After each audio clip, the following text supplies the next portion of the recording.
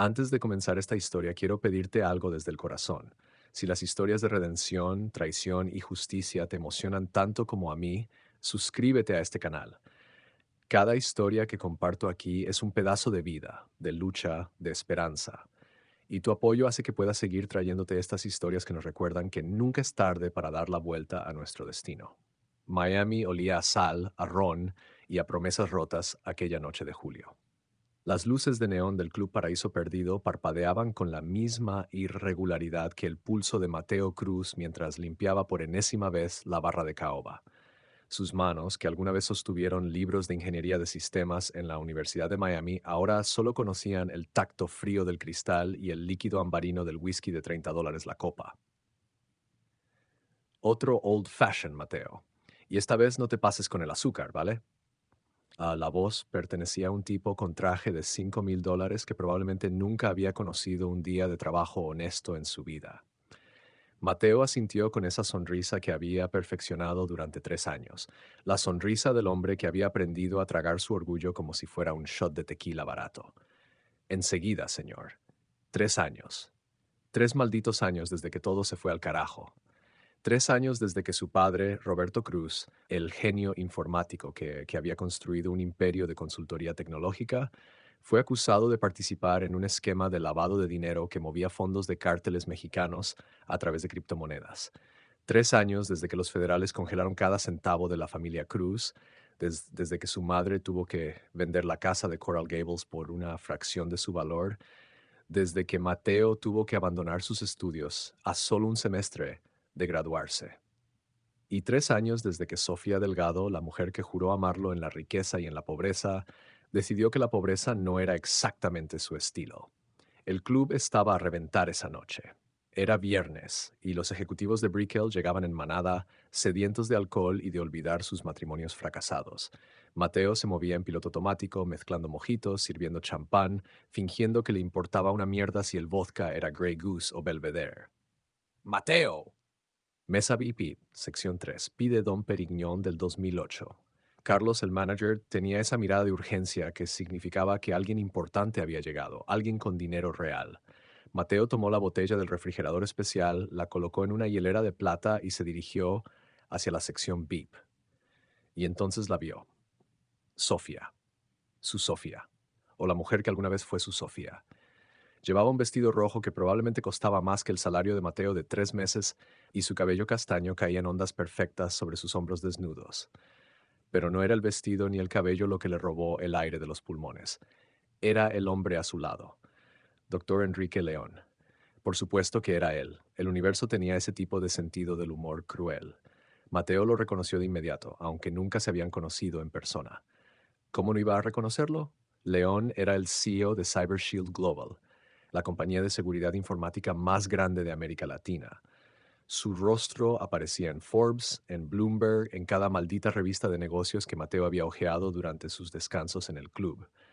Pero más importante aún, León había sido uno de los expertos que testificó contra su padre durante el juicio. Roberto Cruz carecía de los protocolos de seguridad básicos, había declarado León ante la corte. Su negligencia permitió que elementos criminales infiltraran sus sistemas. Es francamente un fraude profesional. Un fraude profesional. Su padre.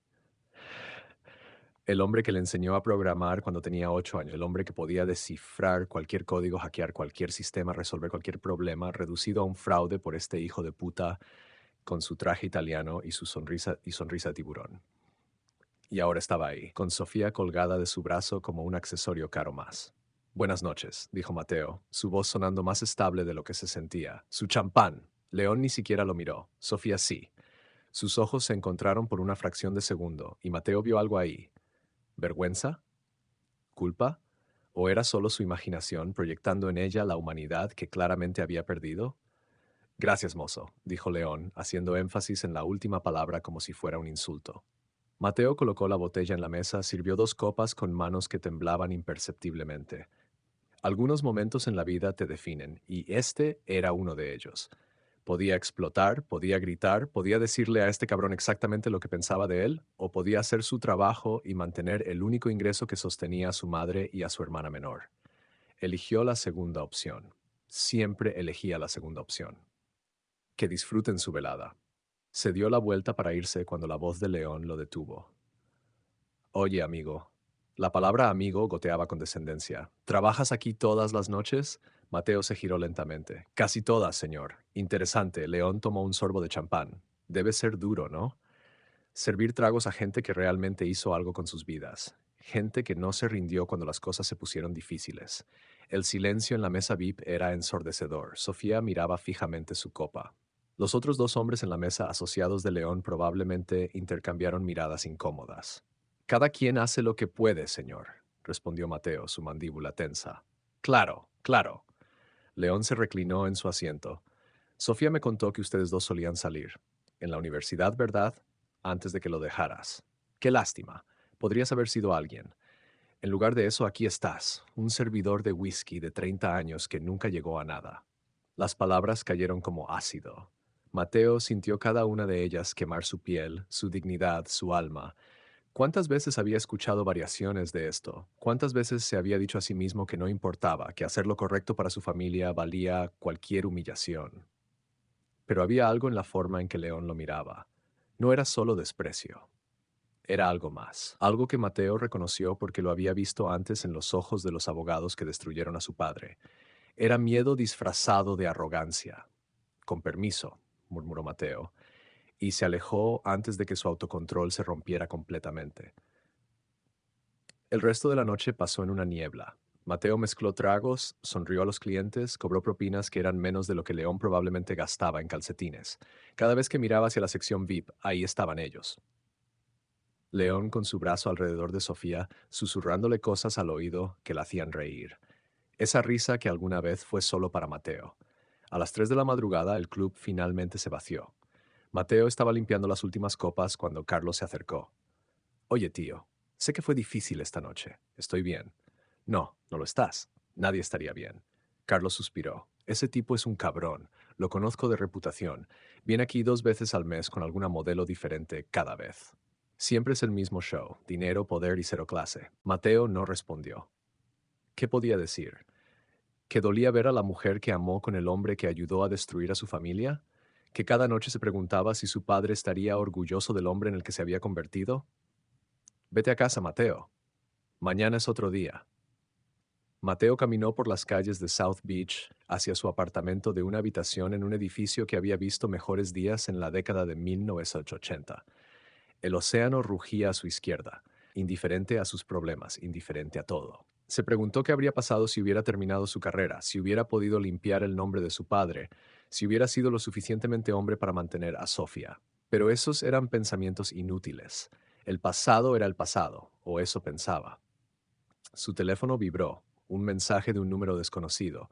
Necesitamos hablar. Es sobre tu padre y sobre León. Cafetería La Ventana, mañana 10 a.m. Ven solo. Mateo miró el mensaje durante largos minutos. Podía ser una trampa, podía ser cualquier cosa, pero había algo en esas palabras que encendió algo en él que había estado dormido durante 3 años. Esperanza. La cafetería La Ventana estaba en Little Havana, un lugar donde el café era fuerte y las conversaciones eran más fuertes. Mateo llegó 15 minutos tarde, por si acaso. Necesitaba ver quién estaba ahí antes de comprometerse. La mujer en la mesa del fondo no era lo que esperaba. Tendría unos 50 años, cabello gris cortado en un bob severo, traje de negocios gris. Sostenía una taza de café cubano y leía el Herald como si tuviera todo el tiempo del mundo. Cuando Mateo se acercó, ella levantó la vista y señaló la silla frente a ella.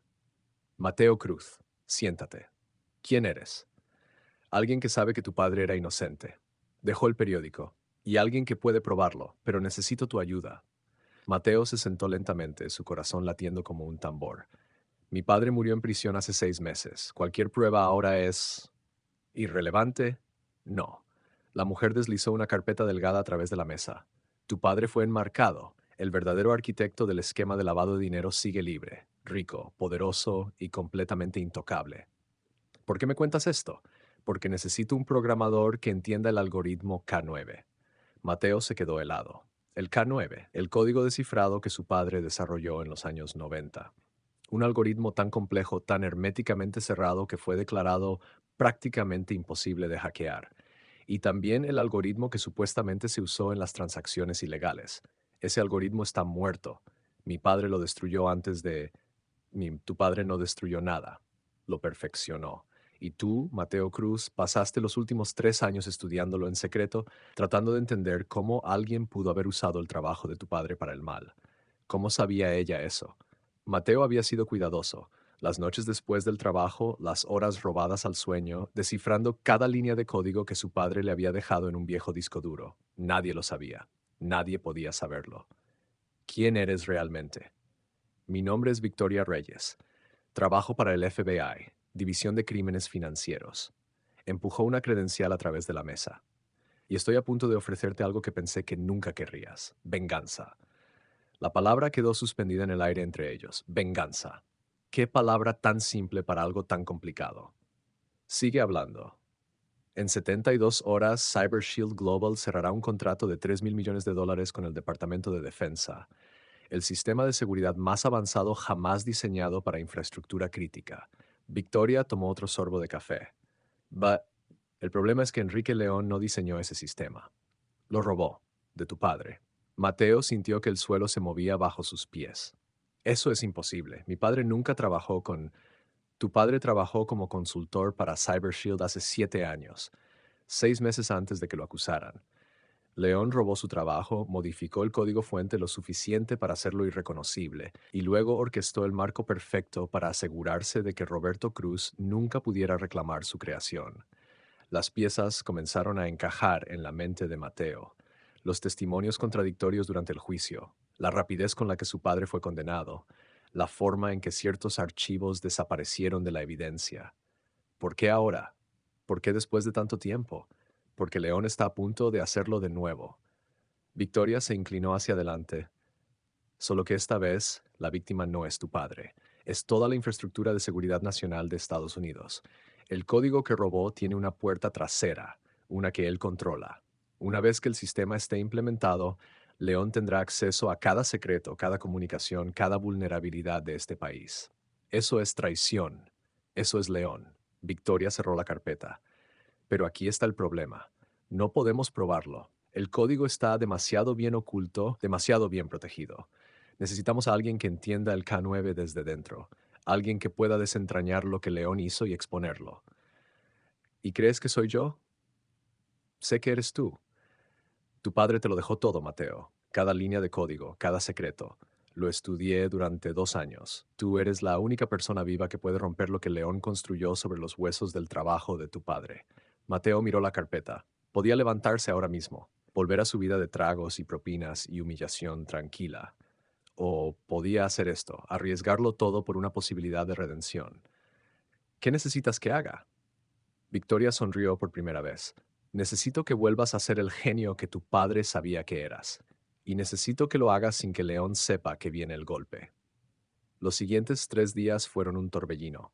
Victoria le proporcionó a Mateo acceso a archivos clasificados, testimonios sellados, registros bancarios que trazaban el dinero desde las cuentas de su padre hasta paraísos fiscales en las Islas Caimán. Pero lo más importante, le dio acceso a fragmentos del código de Cyber Shield. Mateo trabajaba en las noches, después del club, en la pequeña habitación que ahora servía como su cuartel general improvisado. Su laptop de 5 años, reforzada con hardware que había comprado de segunda mano, se convirtió en su ventana a la verdad. Y lo que encontró lo dejó sin aliento. El código de CyberShield no solo estaba basado en el K9 de su padre, era el K9. Cada función, cada protocolo de seguridad, cada línea elegante de cifrado. León no había robado una idea, había robado el trabajo completo de una vida, lo había envuelto en una nueva interfaz y lo había vendido como propio. Pero había más, mucho más. Enterrada en las profundidades del código, Mateo encontró lo que Victoria había predicho, una puerta trasera. Pero no era una puerta trasera ordinaria, era brillante, casi hermosa en su complejidad. Un trigger que solo podía activarse mediante una secuencia específica de comandos invisible para cualquier auditoría de seguridad, imposible de detectar a menos que supieras exactamente qué buscar. Y Mateo sabía exactamente qué buscar porque reconoció el patrón. Era una variación del código que su padre solía usar como firma digital. Una firma que León había intentado borrar, pero no pudo eliminar completamente. Hijo de puta, susurró Mateo a las 4 de la madrugada del tercer día. Pensaste que eras tan inteligente. Su teléfono sonó. Victoria. ¿Lo encontraste? Lo encontré. Y es peor de lo que pensabas. León no solo tiene una puerta trasera, tiene un interruptor de apagado. Puede desactivar todo el sistema con un solo comando. Cada base militar, cada central nuclear, cada sistema de comunicación gubernamental, todo. Dios santo. La voz de Victoria sonaba tensa. ¿Puedes cerrarlo? Puedo hacer algo mejor. Puedo convertir su propia trampa contra él, pero necesito acceso físico a los servidores principales de Cyber Shield, y eso significa entrar en el edificio. Eso es imposible. La seguridad es... Déjame a mí la parte imposible. Tú solo consígueme la información que necesito sobre sus protocolos de entrada. Hubo un silencio largo. Mateo, si te atrapan, si me atrapa, es solo otro barman en el lugar equivocado. Pero si tengo éxito, no solo salvamos el país, limpiamos el nombre de mi padre y enviamos a León donde pertenece. De acuerdo, te enviaré los planos. Mateo colgó y miró por la ventana hacia el amanecer que pintaba el cielo de naranja y rosa. En algún lugar de esta ciudad, Enrique León dormía en su mansión de $10 millones, con Sofía a su lado, convencido de que había ganado. Pero no había ganado. Todavía no. Porque Mateo Cruz, el barman fracasado, el estudiante que nunca se graduó, el hijo del fraude profesional, estaba a punto de recordarle al mundo algo que León había olvidado. Nunca subestimes a un hombre que no tiene nada que perder y todo que recuperar. El edificio de CyberShield Global se elevaba como una torre de cristal y acero en el corazón del distrito financiero de Miami, un monolito de arrogancia corporativa que gritaba éxito a cualquiera que pasara. Mateo lo observó desde la cafetería al otro lado de la calle, su café cubano enfriándose en sus manos mientras memorizaba cada detalle. 43 pisos, seguridad biométrica en cada entrada, guardias armados cada 6 metros, cámaras que cubrían cada ángulo muerto. Y en el piso 37, detrás de puertas de titanio y sistemas de reconocimiento que harían que Fort Knox pareciera una casa de juegos, estaban los servidores que controlaban el futuro de la seguridad nacional estadounidense. Y Mateo iba a entrar ahí como si fuera su casa. Estás loco, le había dicho Victoria la noche anterior. Incluso con los planos, incluso con las credenciales falsas que puedo conseguirte, las probabilidades siempre han estado en mi contra, la interrumpió Mateo. Y sin embargo, aquí estoy. Ahora, sentado en esa cafetería, repasó el plan por centésima vez. No había margen de error. Una metida de pata, un segundo de duda y todo terminaría. Pero algo en su interior se sentía más vivo de lo que había estado en años. Era como si los últimos 3 años de servidumbre autoimpuesta hubieran sido solo la preparación para este momento. Su teléfono vibró. Un mensaje de Victoria. Paquete entregado. Casillero 247, estación de autobuses Bayside. Código 1893. Mateo dejó un billete de $5 en la mesa y salió. El calor de Miami lo golpeó como una pared sólida, pero apenas lo sintió. Cada sentido estaba en alerta máxima, cada músculo preparado. Esto era diferente a servir tragos o sonreír a clientes borrachos. Esto era real. La estación de autobuses olía a diésel y desesperación. Mateo encontró el casillero, marcó el código y lo abrió para revelar una mochila negra. Dentro, una credencial de identificación con su foto pero con el nombre Miguel Andrade, técnico de sistemas, un uniforme de mantenimiento de CyberShield, un dispositivo USB del tamaño de su pulgar y una nota en la letra precisa de Victoria. El USB tiene un virus troyano diseñado para darme acceso remoto a sus sistemas. Una vez conectado, tendrás 5 minutos antes de que sus protocolos de seguridad detecten la intrusión. 5 minutos para llegar al servidor principal, extraer la evidencia del código robado y salir. El turno de cambio de guardia es a las 11 p.m. Esa es tu ventana. Suerte y por favor no mueras. Mateo sonrió amargamente. No morir. Buen consejo. A las 10:47 p.m., Mateo Cruz dejó de ser barman y se convirtió en Miguel Andrade. El uniforme le quedaba perfecto. La credencial colgaba de su cuello con la naturalidad de algo que había estado ahí siempre. Se había cortado el cabello esa tarde, había añadido gafas de montura gruesa que no necesitaba, pero que cambiaban completamente su apariencia. En el espejo del baño de la estación de autobuses vio a un extraño.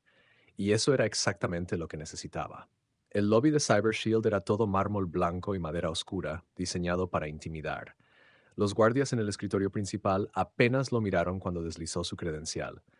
Mantenimiento de sistemas, piso 37, dijo Mateo en un español con acento cubano más marcado que el suyo natural. Alerta de servidor sobrecalentado. El guardia, un tipo que parecía aburrido hasta el punto del coma, verificó su pantalla. No tengo ninguna orden de trabajo para esta noche. Mateo había anticipado esto. Victoria le había advertido que las órdenes falsas que ella podía plantar en el sistema solo durarían hasta que alguien las verificara manualmente. ¿En serio? Mateo sacó su teléfono fingiendo leer un email. Me llegó hace media hora. Código de alerta roja. Si un servidor se cae durante la integración del sistema de defensa, la mención del Departamento de Defensa hizo que el guardia se enderezara. Nadie quería ser el tipo que dejó que un servidor crítico fallara por no hacer pasar a un técnico. Espera. El guardia hizo una llamada. Sí, tengo un técnico aquí. Andrade. De acuerdo. Colgó y asintió hacia los elevadores. Piso 37. Estación de trabajo 3. El supervisor de turno te está esperando. Mierda. Nadie había mencionado un supervisor. Perfecto, dijo Mateo, manteniendo su voz casual mientras caminaba hacia los elevadores. Las puertas se cerraron y Mateo exhaló lentamente. Primer obstáculo superado. Solo le quedaban aproximadamente 47 más. El piso 37 era diferente al lobby. Aquí todo era funcional. Pisos de linóleo, paredes pintadas de gris institucional, el zumbido constante de servidores y sistemas de enfriamiento. Un hombre con bata blanca de laboratorio lo esperaba junto a los elevadores. Andrade. Sí, señor. Carlos Mendoza, supervisor de turno nocturno. El hombre no ofreció su mano. No recibí ninguna alerta sobre servidores sobrecalentados. Tal vez fue una falsa alarma, dijo Mateo, calibrando rápidamente al hombre frente a él. Pero ya que estoy aquí, puedo hacer un diagnóstico completo. Mejor prevenir que lamentar, ¿no? Mendoza lo estudió con ojos cansados. Era casi medianoche y el tipo claramente quería volver a lo que fuera que estuviera haciendo antes de que Mateo apareciera. Está bien. Tienes 20 minutos. Estación 3, como te dijeron. No toques nada más. Por supuesto. Mendoza lo escoltó por un pasillo de puertas idénticas hasta llegar a una sala llena de racks de servidores que parpadeaban con luces verdes y azules. El sonido era casi ensordecedor, un coro mecánico de ventiladores y discos duros. Aquí, Mendoza señaló una terminal. Y Andrade, tengo cámaras en cada esquina. Solo para que lo sepas. Entendido, señor. Mendoza se fue y Mateo se encontró solo con las máquinas que contenían los secretos que destruirían a Enrique León.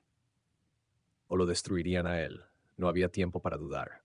Mateo se sentó frente a la terminal, sus dedos volando sobre el teclado, con una fluidez que había olvidado que poseía. El código apareció en la pantalla, líneas y líneas de comandos que para cualquier otra persona parecerían jeroglíficos. Pero para Mateo era como leer su lengua materna. Encontró el sistema operativo central, navegó a través de 3 capas de encriptación que su padre le había enseñado a romper cuando tenía 16 años. Y entonces ahí estaba, el servidor principal, el corazón de CyberShield. Insertó el USB de Victoria. La pantalla parpadeó. Un pequeño icono de carga apareció en la esquina inferior derecha. Instalando protocolo de acceso remoto 12%. Mateo miró su reloj. 11:03 p.m. Victoria le había dado 5 minutos una vez que el virus estuviera activo, pero primero tenía que instalarse completamente, 27%. Sus ojos se movieron hacia las cámaras en las esquinas de la sala. Mendoza estaba mirando. ¿Había algo en su comportamiento que pareciera sospechoso? 43%. Piensa. Necesitaba una distracción, algo que justificara que estuviera en esta terminal más tiempo del necesario. 61%. Mateo abrió una segunda ventana, comenzó a correr diagnósticos falsos de temperatura de CPU. Si alguien estaba monitoreando, vería exactamente lo que esperaría ver de un técnico verificando un servidor sobrecalentado. 79%. La puerta detrás de él se abrió. Mateo no se volteó, mantuvo sus ojos en la pantalla, sus dedos escribiendo comandos con la confianza de alguien que sabía exactamente lo que hacía. ¿Cómo va eso? Mendoza. Por supuesto. Casi termino, respondió Mateo sin girar. Parece que fue una falsa alarma, como pensaba. Pero encontré algunas lecturas irregulares de temperatura. Nada crítico, pero deberían revisar el sistema de enfriamiento de este rack. 94%. Interesante. La voz de Mendoza sonaba más cerca ahora. ¿Sabes qué más es interesante? Acabo de recibir una llamada de recursos humanos. Dicen que Miguel Andrade llamó enfermo hoy. Dijo que tenía una intoxicación alimentaria y que no podría venir. El mundo se detuvo. 98. Mateo giró lentamente su silla. Mendoza estaba ahí, con dos guardias de seguridad flanqueándolo. Los guardias tenían las manos en sus armas, aunque todavía no las habían desenfundado. Creo que hay un error, dijo Mateo, su mente corriendo a 1000 km/h. 100%. Protocolo instalado. No hay error. Mendoza cruzó sus brazos. Así que aquí está lo que va a pasar. Te vas a levantar muy lentamente, vas a poner tus manos donde pueda verlas y vas a explicarme quién carajo eres realmente y qué estás haciendo en mis servidores. Mateo miró la pantalla. El icono de carga había desaparecido. El virus estaba activo. Victoria ahora tenía acceso, pero él estaba atrapado. Había dos opciones. Podía rendirse, dejar que lo arrestaran y esperar que Victoria pudiera hacer algo con el acceso que ahora tenía. O podía apostar todo a una última jugada. Eligió la segunda opción. Mi nombre es Mateo Cruz, dijo, poniéndose de pie con las manos levantadas. Y vine aquí a robar evidencia de que Enrique León robó el trabajo de mi padre y lo usó para construir un sistema con una puerta trasera que amenaza la seguridad nacional. El silencio en la sala era absoluto. Mendoza lo miraba como si acabara de declarar que era un extraterrestre. Estás completamente loco. Probablemente. Mateo dio un paso hacia adelante. Los guardias tensaron, pero no se movieron. Pero también tengo razón. Y si me das 5 minutos, puedo probártelo. ¿Por qué diablos haría eso? Porque tú también lo sabes. Mateo apostó todo. Has trabajado en este código, has visto las inconsistencias, las secciones que no tienen sentido, que parecen escritas por alguien más, los comentarios en el código que están en un estilo diferente al resto. Algo cambió en el rostro de Mendoza. Era sutil, pero estaba ahí. Reconocimiento.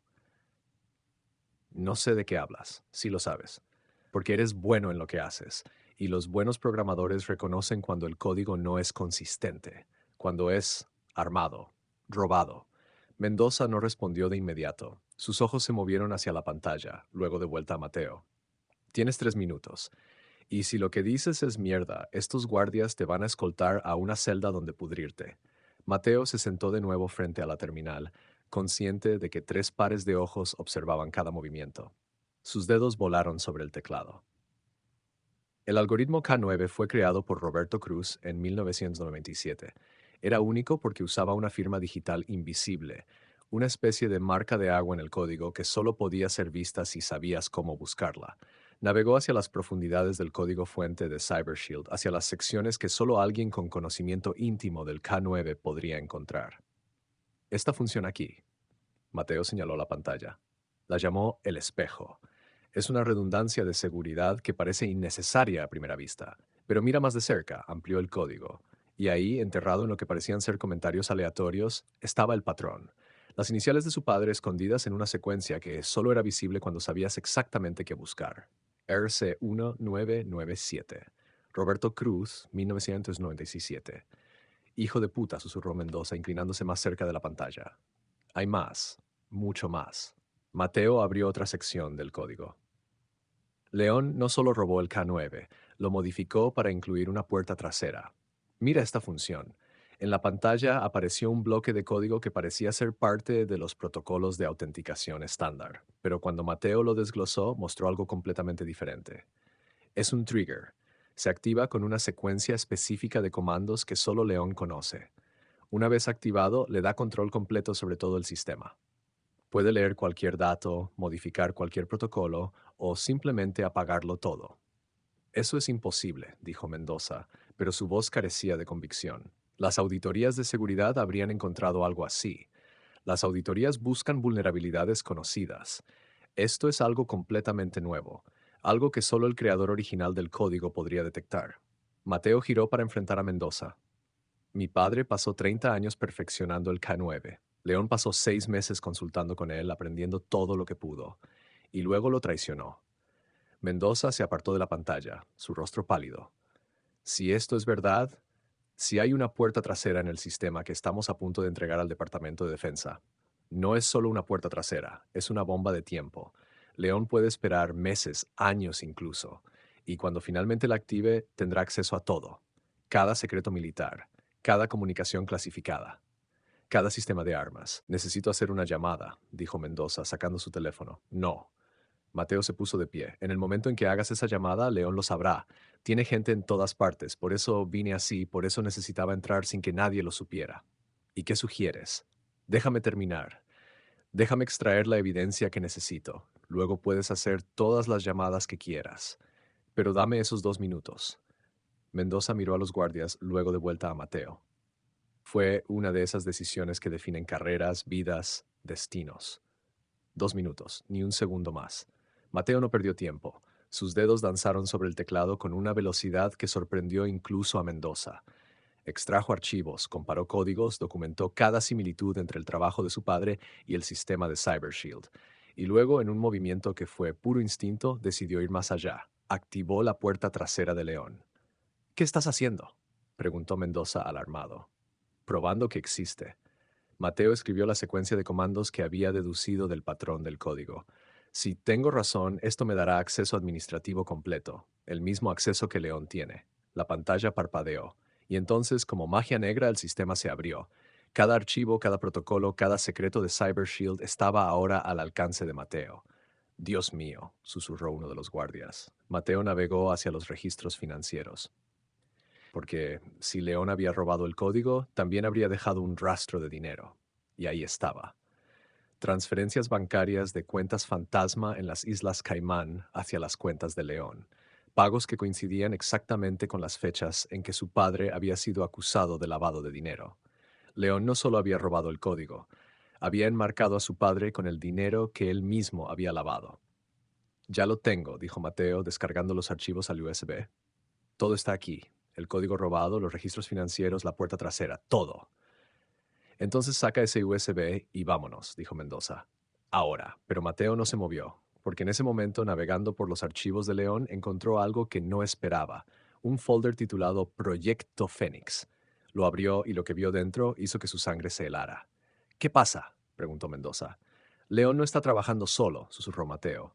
Tiene socios, gente en el gobierno, en el Pentágono, en la CIA. En la pantalla había nombres: generales, senadores, directores de agencias de inteligencia, todos parte de una conspiración que iba mucho más allá de robar código o lavar dinero. Esto no es solo fraude corporativo, dijo Mateo, su voz temblorosa. Es algo mucho peor. León planeaba vender acceso a la puerta trasera, a cualquiera que pagara. Gobiernos extranjeros, corporaciones, grupos criminales. Necesitamos llamar al FBI. Ahora, dijo Mendoza. Mateo descargó el folder completo, luego cerró el sistema y extrajo el USB. Pero sabía que algo había cambiado. Ya no se trataba solo de limpiar el nombre de su padre, se trataba de detener algo que podría desestabilizar todo. ¿Cómo salimos de aquí?, preguntó Mateo. ¿Por dónde entraste?, dijo Mendoza. Pero necesitas moverte rápido. Una vez que los sistemas detecten lo que hiciste, como si lo hubiera invocado, las alarmas comenzaron a sonar. Luces rojas parpadearon en todo el piso. Una voz automatizada anunció: brecha de seguridad detectada. Piso 37. Protocolos de cierre activados. ¡Mierda!, gritó Mendoza. ¡Muévete! Corrieron hacia los elevadores, pero las puertas ya estaban selladas. El protocolo de cierre había bloqueado todo el piso. Escaleras, dijo uno de los guardias. Escalera este. Es nuestra única opción. Corrieron por los pasillos mientras más guardias de seguridad comenzaban a aparecer. Mendoza gritaba que no dispararan, que era una situación controlada, pero Mateo sabía que eso no duraría mucho. Llegaron a la escalera y comenzaron a bajar. 40 pisos. 40 malditos pisos mientras las alarmas aullaban y los pasos de perseguidores resonaban arriba y abajo. En el piso 20, Mateo sacó su teléfono y llamó a Victoria. Lo tengo todo, pero estoy atrapado en el edificio. Necesito una salida. ¿Qué hiciste, Mateo? Mi trabajo. Ahora haz el tuyo. Hay un equipo del FBI a 3 minutos. Resiste. 3 minutos. Mateo miró hacia arriba en la escalera. Podía escuchar voces acercándose. 3 minutos podría ser una eternidad, o podría no ser suficiente. Llegaron al lobby justo cuando las puertas principales se abrieron y agentes del FBI inundaron el edificio, armas en alto, chalecos antibalas brillando bajo las luces fluorescentes. Victoria estaba entre ellos, su rostro una mezcla de alivio y furia.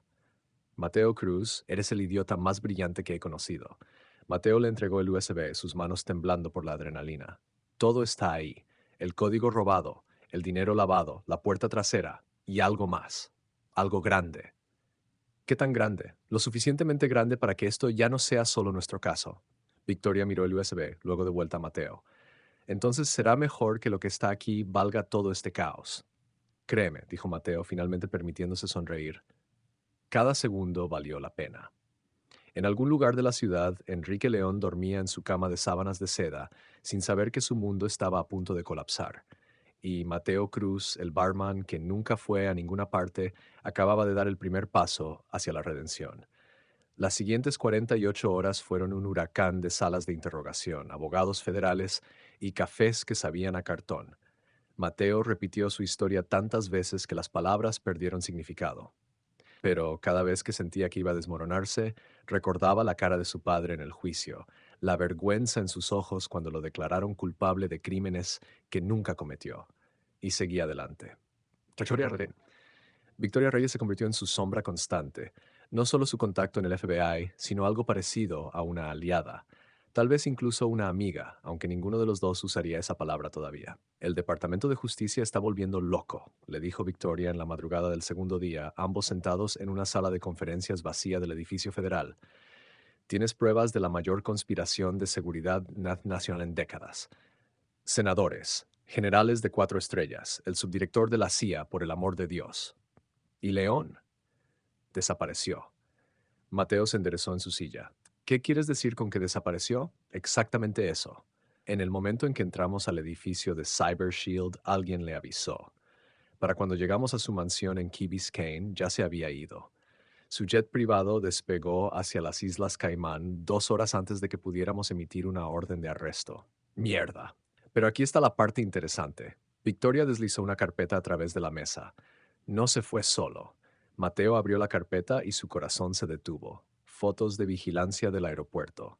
León subiendo a su jet. Y detrás de él, con maletas Louis Vuitton y gafas de sol Chanel, estaba Sofía, por supuesto.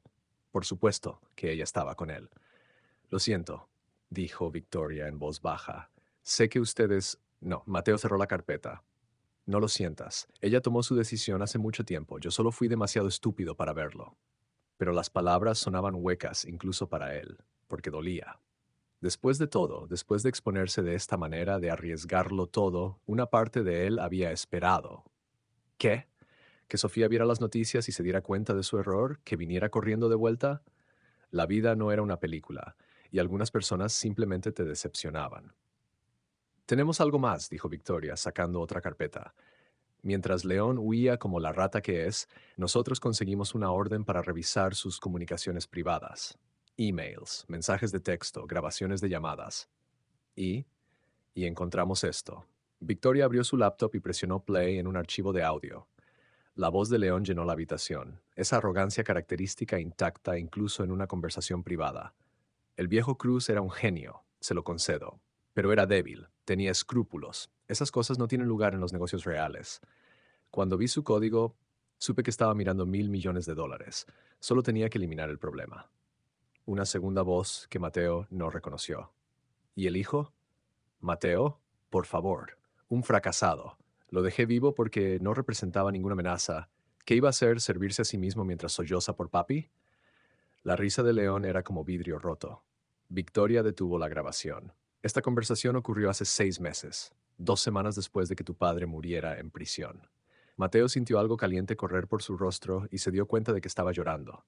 No de tristeza, de furia, de validación, de algo que no tenía nombre, pero que quemaba como fuego líquido en sus venas. Quiero que lo encuentren, dijo Mateo, su voz apenas un susurro. Quiero que lo traigan de vuelta y que enfrente cada maldito cargo. Lo haremos. Victoria cerró la laptop. Pero necesito que entiendas algo. León tiene conexiones, dinero, abogados que pueden hacer que evidencia sólida desaparezca. Incluso con todo lo que tienes, esta va a ser una batalla larga. No me importa cuánto tome. Mateo se limpió los ojos. Mi padre esperó en esa celda durante 3 años por una justicia que nunca llegó. Yo puedo esperar el tiempo que sea necesario. Victoria sonrió, y por primera vez desde que se conocieron fue una sonrisa genuina. Entonces vamos a traer a este hijo de puta a casa. El Club Paraíso Perdido se sentía diferente cuando Mateo regresó una semana después. O tal vez era él quien era diferente. Las luces de neón seguían parpadeando con la misma inconsistencia, el olor a alcohol barato seguía impregnando el aire, pero Mateo ya no era el mismo hombre que había servido tragos aquí solo días atrás. Carlos lo vio entrar y casi dejó caer la botella que estaba sosteniendo. ¿Mateo? Hermano, te vimos en las noticias. Todo el mundo está hablando de ti. ¿Es verdad que...? Es verdad. Mateo se acercó a la barra. Todo es verdad. Joder. Carlos sirvió 2 shots de tequila y deslizó uno hacia Mateo. Por Roberto Cruz, que su nombre finalmente esté limpio. Brindaron. El tequila quemó en el camino hacia abajo, pero era un buen tipo de quemadura, el tipo que recordaba que estabas vivo. ¿Viniste a recoger tus cosas? Preguntó Carlos. Algo así. Mateo miró alrededor del club. Sabes, odié este lugar durante mucho tiempo. Cada noche, cada trago que servía, se sentía como una humillación, un recordatorio de todo lo que había perdido. ¿Y ahora? Ahora me doy cuenta de que este lugar me salvó, me dio un techo, me dio tiempo para aprender, para crecer, para convertirme en alguien que pudiera hacer lo que hice. Mateo sonrió. Nunca lo habría logrado si hubiera terminado la universidad cuando se suponía que debía hacerlo. Habría sido solo otro ingeniero más. No habría tenido la motivación, la desesperación, la pura rabia que necesitaba para ver esto hasta el final. Carlos asintió lentamente. Entonces, ¿qué vas a hacer ahora? Antes de que Mateo pudiera responder, su teléfono sonó. Victoria. Enciende las noticias. Ahora. Mateo hizo un gesto a Carlos, quien cambió el canal de música por CNN. Y ahí en la pantalla estaba la cara de Enrique León. Pero no era una foto promocional corporativa. Era una foto policial. Arrestado esta tarde en el aeropuerto de Georgetown, Gran Caimán, después de que internacionales emitieran una orden de arresto roja de Interpol. León enfrenta cargos que incluyen fraude corporativo, robo de propiedad intelectual, lavado de dinero y, lo más grave, conspiración para comprometer la seguridad nacional de Estados Unidos. La cámara cambió a un reportero fuera del edificio de CyberShield. En un giro sorprendente, la evidencia que llevó a este arresto fue proporcionada por Mateo Cruz, hijo del difunto Roberto Cruz, quien fue condenado injustamente por crímenes que, según revelan nuevas evidencias, fueron cometidos por el mismo León. En lo que solo puede describirse como una vindicación póstuma, el nombre de Roberto Cruz está siendo oficialmente limpiado. Mateo sintió que sus piernas cedían. Carlos tuvo que sostenerlo. Lo hiciste, hermano, susurró Carlos. Realmente lo hiciste. El teléfono de Mateo explotó con mensajes, reporteros, abogados, antiguos compañeros de universidad que de repente recordaban que habían sido amigos, pero solo uno importaba. Un mensaje de un número que no reconocía. Tu padre estaría orgulloso. Nosotros también lo estamos. El equipo de Roberto Cruz en BTech Solutions. BTech, la compañía de consultoría que su padre había fundado, que había sido disuelta después del juicio. La gente que había trabajado con Roberto durante años, que habían creído en él incluso cuando el mundo entero lo había abandonado. Mateo respondió, gracias, esto fue por él, todo fue por él. 2 meses después, Mateo Cruz estaba parado en una sala de conferencias que no se parecía en nada a los lugares donde había estado recientemente. Esta tenía ventanas del piso al techo con vista al Biscayne Bay, muebles de diseñador y el tipo de silencio que solo el dinero real podía comprar. Enfrente de él había 5 personas, ejecutivos de Jang Consortium, el conglomerado de tecnología y seguridad más grande de Asia, que acababa de expandirse a Norteamérica después del colapso de CyberShield. La mujer a la cabeza de la mesa era Audrey Jang, la directora de operaciones de Norteamérica. Tenía 40 y tantos años, traje negro impecable y la mirada afilada de alguien que no toleraba tonterías. Señor Cruz, comenzó Audrey, hemos revisado su historia, su trabajo, lo que logró con recursos limitados y cero apoyo institucional. Es impresionante. Gracias, dijo Mateo, manteniendo su voz firme a pesar de los nervios que le recorrían el estómago. Pero tenemos preguntas. Audrey se inclinó hacia adelante. Infiltró uno de los edificios corporativos más seguros del país. Hackeó sistemas que se suponía eran impenetrables. Expuso una conspiración que involucró unas de las personas más poderosas de este país. Todo esto sin entrenamiento formal, sin un título, sin credenciales. Tuve el mejor maestro del mundo, respondió Mateo. Mi padre me enseñó que los títulos no hacen a un ingeniero. La pasión sí, la dedicación sí, la voluntad de nunca rendirse, incluso cuando todo el mundo te dice que eres un fracaso. Eso es lo que hace a un ingeniero. Audrey sonrió ligeramente. Y ahora que el nombre de su padre está limpio, que León está en custodia enfrentando el resto de su vida en prisión, que usted es el héroe de esta historia. ¿Qué quiere hacer con su vida? Era la pregunta del $1.000.000, ¿no? Mateo había pensado en esto cada noche durante los últimos 2 meses. Podía volver a la universidad, terminar su título, podía escribir un libro sobre su experiencia, probablemente hacer un montón de dinero. Podía desaparecer, vivir tranquilo, dejar todo este drama atrás, o podía hacer lo que su padre habría querido.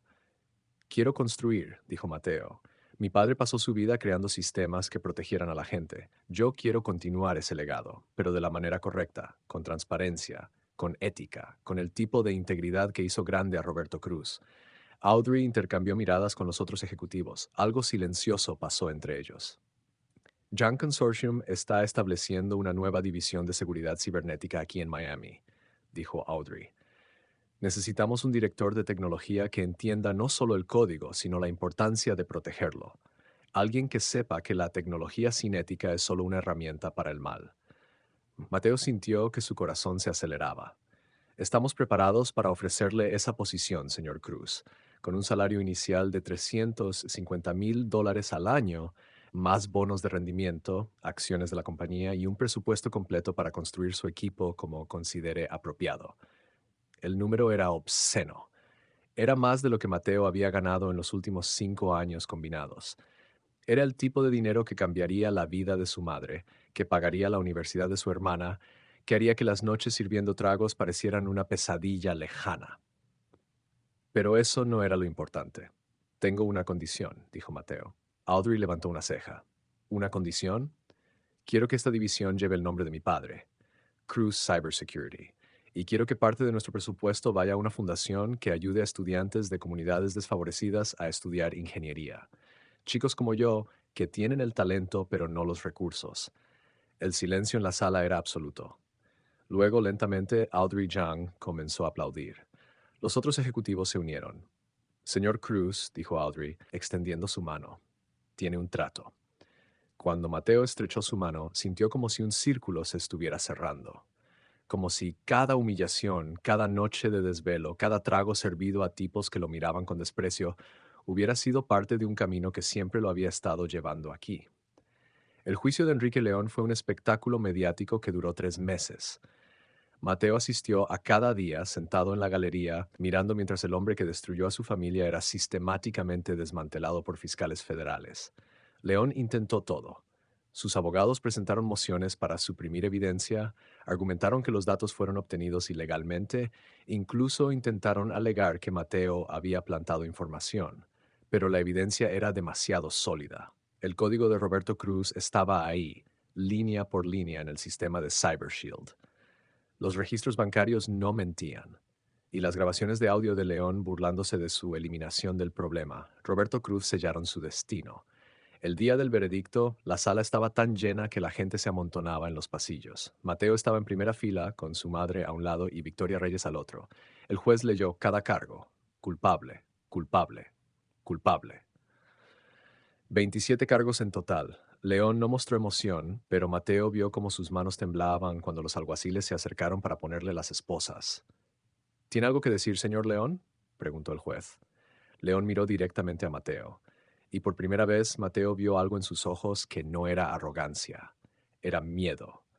Todo lo que hice, dijo León, su voz quebrándose, todo fue para construir algo grande. Ustedes no lo entienden. En el mundo real a veces tienes que sacrificar. Suficiente. El juez golpeó su mazo. A Enrique León, por la presente, lo sentenció a 45 años de prisión federal sin posibilidad de libertad condicional.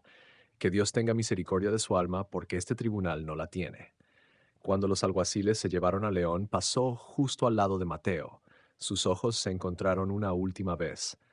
Eras solo un barman, susurró León. Y tú eras solo un ladrón, respondió Mateo.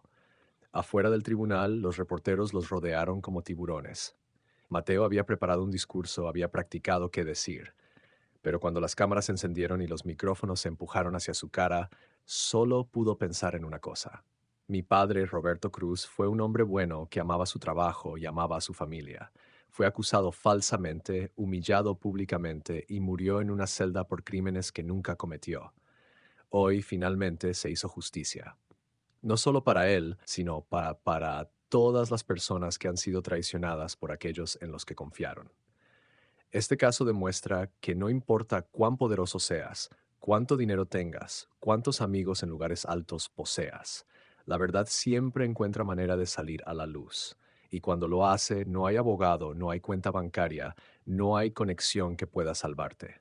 Hizo una pausa mirando directamente a la cámara principal, a todos los que están ahí afuera sirviendo mesas, limpiando pisos, haciendo trabajos que otros consideran por debajo de ellos.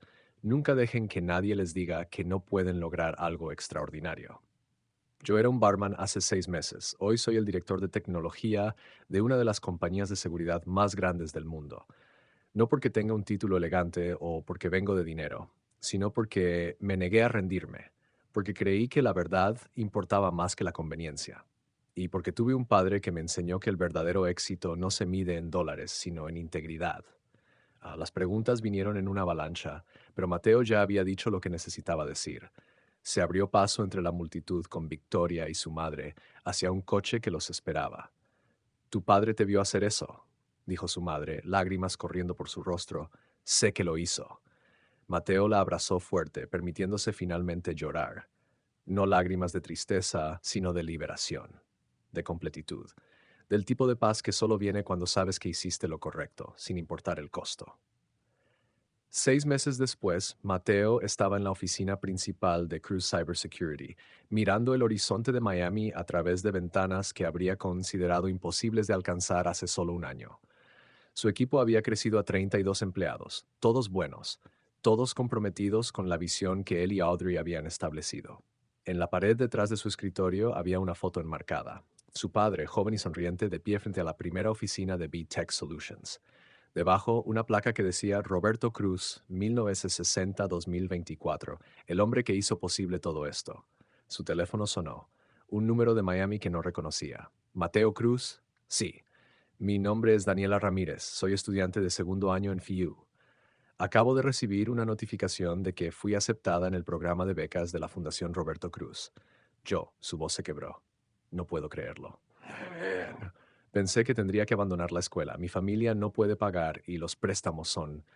Respira, dijo Mateo suavemente, recordando su pialucha. Vas a estar bien. La fundación cubrirá tu matrícula completa, libros y un estipendio para gastos de vida. Todo lo que necesitas hacer es continuar trabajando duro y nunca rendirte. ¿Por qué? Preguntó Daniela. ¿Por qué hacer esto por extraños? Porque alguien debería haberlo hecho por mí. Y porque creo que el talento está distribuido equitativamente, pero la oportunidad no. Esta es mi forma de equilibrar un poco la balanza. Cuando colgó, Mateo sonrió para sí mismo. Daniela era la 10ª estudiante que de que llamaba esta semana. La fundación había comenzado con 5 becas.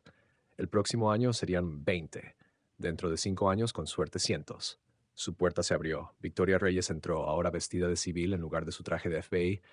¿Ocupado salvando al mundo otra vez? Solo haciendo mi parte. Mateo señaló la silla frente a su escritorio. ¿A qué debo el placer?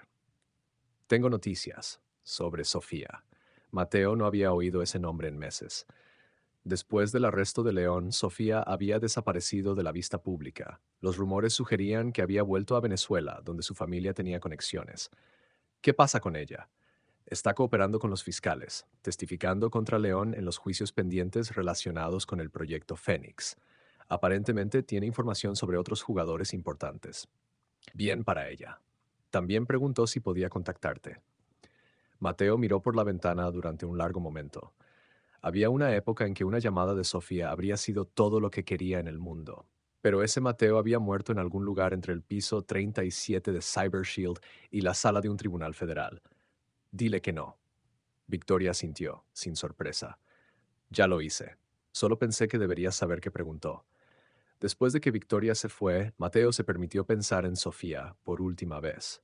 En quién era ella, en quién pensaba que era, en la vida que podrían haber tenido. Luego cerró esa puerta mentalmente y la dejó cerrada. Algunas personas vienen a tu vida para quedarse, otras vienen para enseñarte lecciones. Sofía le había enseñado que el amor sin respeto no es amor en absoluto, que las personas muestran su verdadero carácter cuando las cosas se ponen difíciles, que a veces la mejor venganza es simplemente vivir bien. Y Mateo Cruz estaba viviendo muy, muy bien. El Club Paraíso Perdido cerró 6 meses después de que Mateo se fuera. Carlos abrió su propio bar en Wynwood, un lugar más pequeño pero con mejor ambiente. Mateo invirtió $50,000 como socio silencioso. Era lo mínimo que podía hacer por el hombre que le había dado un trabajo cuando nadie más lo haría. La mansión de León en Key Biscayne fue vendida en una subasta judicial. Los fondos fueron hacia las víctimas de sus crímenes, incluyendo la familia Cruz. Mateo donó su parte completa a la fundación. CyberShield Global colapsó y fue adquirida por Jan Consortium por centavos de dólar. Mateo personalmente supervisó la auditoría completa de todos sus sistemas, asegurándose de que cada línea de código corrupto fuera limpiada. Y en una tarde de octubre, exactamente un año después de que todo comenzara, Mateo estaba de pie frente a la tumba de su padre en el cementerio Woodlawn de Miami. Lo hicimos, papá, dijo en voz baja, colocando una rosa roja en la lápida. Tu nombre está limpio, tu trabajo está protegido, y estoy haciendo exactamente lo que me enseñaste, usar la tecnología para hacer del mundo un lugar mejor. El viento soplaba suavemente, moviendo las hojas de los árboles sobre su cabeza. Y por un momento, solo un momento, Mateo juró que podía sentir la presencia de su padre, no como un fantasma, sino como una certeza, como la confirmación de que todo había valido la pena. Te amo, viejo, susurró Mateo, y prometo que nunca dejaré que nadie olvide lo que hiciste. Cuando se alejó del cementerio, su teléfono vibró. Un mensaje de Audrey Yang. Reunión del Consejo mañana. Quieren hablar sobre expandir Cruise Cybersecurity a Europa. Espero que estés listo para tu próxima aventura. Mateo sonrió. Una nueva aventura, nuevos desafíos, nuevas oportunidades para honrar el legado de su padre, porque al final eso es lo que era la vida. No un destino, sino un viaje. No una sola batalla, sino una guerra continua entre lo correcto y lo conveniente, entre la integridad y la traición, entre el coraje y el miedo. Y Mateo Cruz, el barman que se convirtió en héroe, que limpió el nombre de su padre y expuso una de las conspiraciones más grandes en la historia moderna, estaba listo para lo que viniera después, porque había aprendido la lección más importante de todas. No importa cuán bajo caigas, no importa cuántas veces el mundo te diga que eres un fracaso, no importa cuántos Enrique Leones existan en el mundo tratando de robarte tu dignidad, tu esperanza, tu futuro. Siempre hay una manera de levantarse. Siempre hay una manera de luchar. Y a veces, solo a veces, los buenos ganan. Mateo Cruz miró hacia el cielo azul de Miami, sintió el sol cálido en su rostro y supo con absoluta certeza que su historia apenas comenzaba, y sería una historia que haría que su padre se sintiera orgulloso. Fin.